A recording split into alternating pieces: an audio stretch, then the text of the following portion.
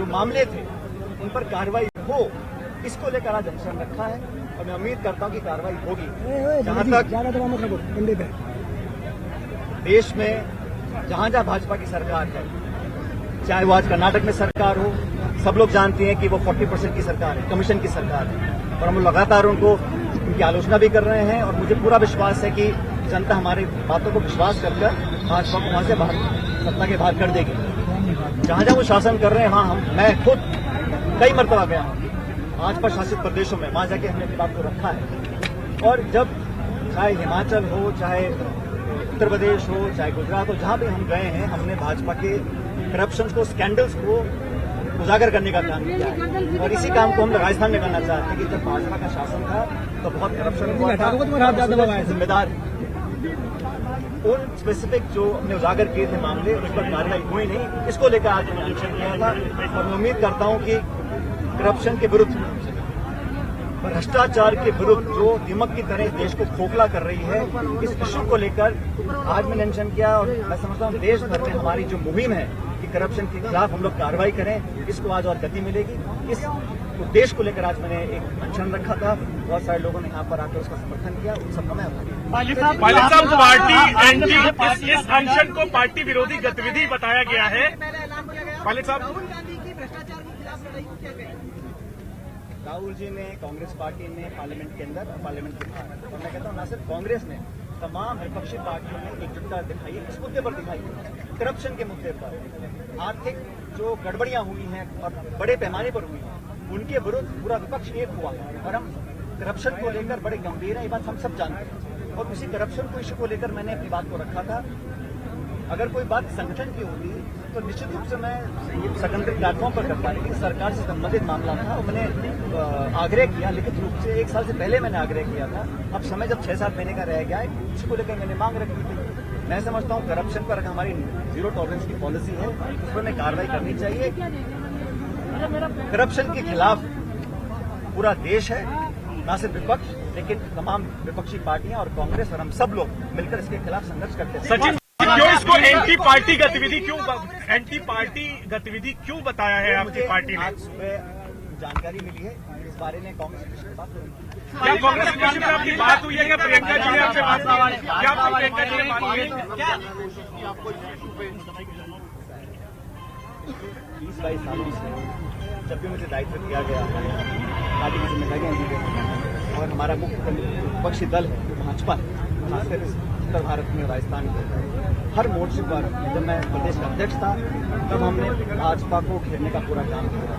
अब हम सत्ता में भी हैं, तब भी हम जहां जिम्मेदारी मिलती है भाजपा को एक्सपोज करने का काम करते हैं। और जब करप्शन के इशूज जो पब्लिक डोमेन में हैं, वो तो छुपे हुए नहीं हैं। ये इशू जो खान घोटाले के हैं, जमीन घोटाले के हैं, ललित मोदी के संबंधित करप्शन चार्जेस थे, तमाम तरह के चार्जेस थे, ये कोई नए नहीं हैं। ये कोई नए मैंने उजागर नहीं किए, ये पब्लिक डोमेन में थे, लेकिन बहुत लंबे समय तक इन पर कार्रवाई नहीं हुई। इसको लेकर मैंने 2 बार पत्र लिखा पिछले 1.25 साल में, और मैंने आज भी ये मांग रखी है कि वसुंधरा जी के कार्यकाल में, भाजपा के कार्यकाल में क्योंकि अगर हमें अपनी विश्वसनीयता बनाए रखनी है, चुनाव में जब हम लोग जाएंगे तो लोगों को लगना चाहिए कि हमारी कथनी कहीं फर्क नहीं है। क्या भाजपा वाले कहने के लिए आपको फोन किया? बोल रहे हैं कि मेरे से उन्होंने बातचीत में कभी ये नहीं कहा कभी ये भ्रष्टाचार का मुद्दा है, कोई बात नहीं। रंधावा जी अभी बारे में क्या कुछ महीने पहले ही प्रभारी बने हैं। इससे पहले जो प्रभारी थे उनको मैं सारी जो तकलीफियाँ हैं वह बात करी थी और चर्चा करते रहते हैं। लेकिन ये करप्शन का इशू है और करप्शन के इशू हम अब तमाम बातें मीटिंग में, सभाओं में, प्रेस कॉन्फ्रेंस में हर जगह बोलते कर रहे हैं और करप्शन के खिलाफ हमें बोलना भी चाहिए। करप्शन के खिलाफ हमारा ये संघर्ष जारी रहेगा। हम चाहते हैं कि देश और प्रदेश में स्वच्छ राजनीति हो, इसको लेकर आगे भी हम कार्रवाई करेंगे। भाजपा वाले कह रहे हैं सर, क्या प्रियंका जी ने आपसे बात की है? उन्होंने गलत की तरफ है ये।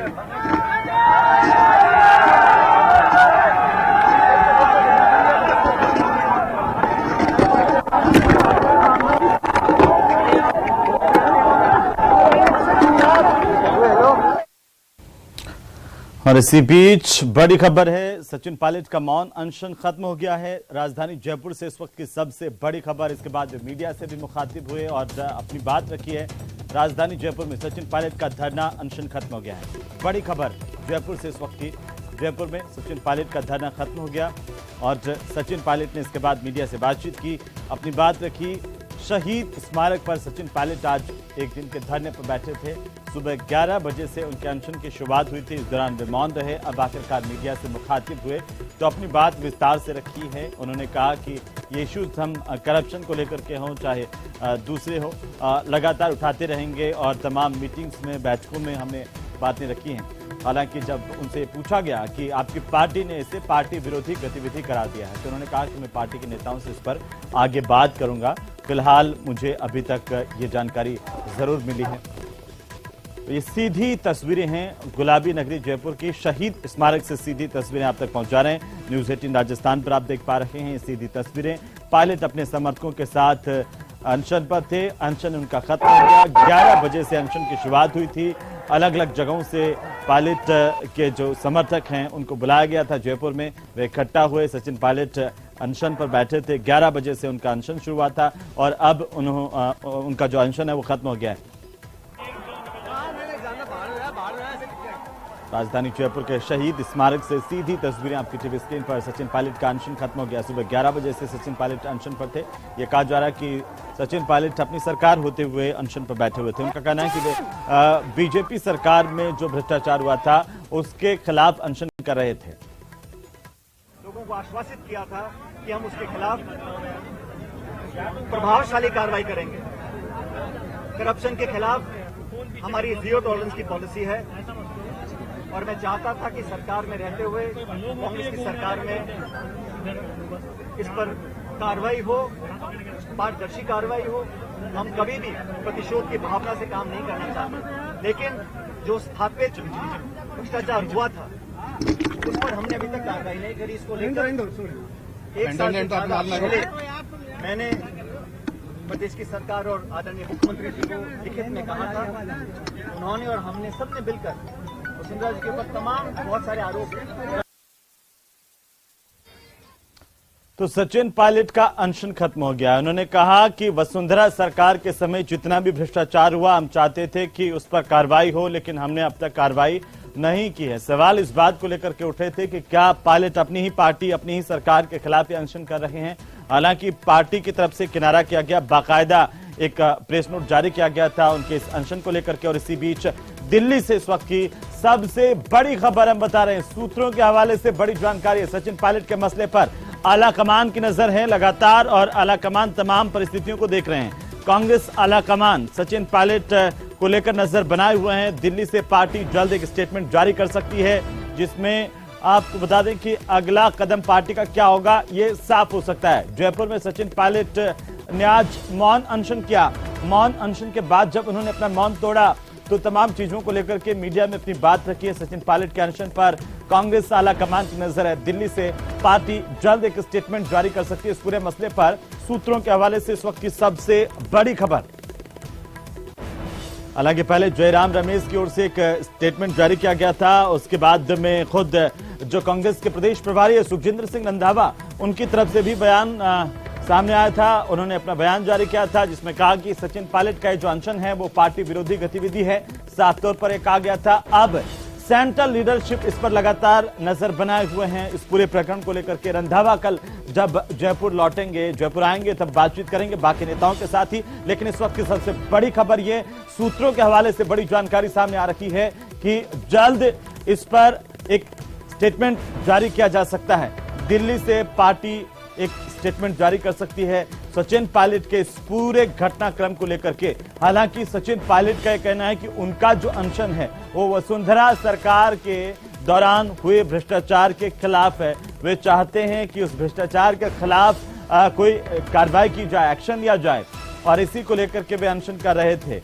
आज सुबह 11 बजे से राजधानी जयपुर में शहीद स्मारक पर सचिन पायलट धरने पर बैठे हुए थे, अनशन कर रहे थे। तो मंत्री प्रताप सिंह खाचरियावास ने क्या कुछ कहा है, सुन लेते हैं। ये जो डेमोक्रेसी में हर लीडर को अपनी बात कहने का और आगे बढ़कर काम करने का अधिकार देश के संविधान ने दिया है, वो अपना काम कर रहे हैं, सरकार अपना काम कर रही है। और जो पॉलिटिकल लीडर हमारे हैं उन्होंने उस पर बयान दे दिया। अब ये मामला बड़ा हो गया। जब ये मामला प्रभारी रंधावा साहब और ऑल इंडिया कांग्रेस कमेटी देख रही है, तो ऐसे मामले में मैं क्या बयान दूं? ये हमारा एक परिवार है, और इस परिवार में जब बड़ा परिवार होता है, कांग्रेस एक बहुत बड़ा परिवार है, समुद्र है। अब इतना बड़ा कांग्रेस का समुद्र है जिस पर देश भरोसा करता है। जब राहुल गांधी आवाज देते हैं तो उस आवाज से इतना डर जाती है बीजेपी करप्शन के खिलाफ कि उनकी सदस्यता समाप्त कर देती है। तो कांग्रेस एक पावर है, और इस कांग्रेस के समुद्र में हमारा बहुत बड़ा परिवार है। उसमें सब लोग अपनी अपनी बात कहते हैं, लेकिन उस बात का को कैसे सम्मान देना है, कैसे उस कोई माहौल है तो उसको ठीक करना है, वो सब काम ऑल इंडिया कांग्रेस कमेटी का वो रंधावा साहब देख रहे हैं। तो वो अपने आप इस पे बोल चुके हैं, अब इस पे मेरा बोलना ठीक नहीं है।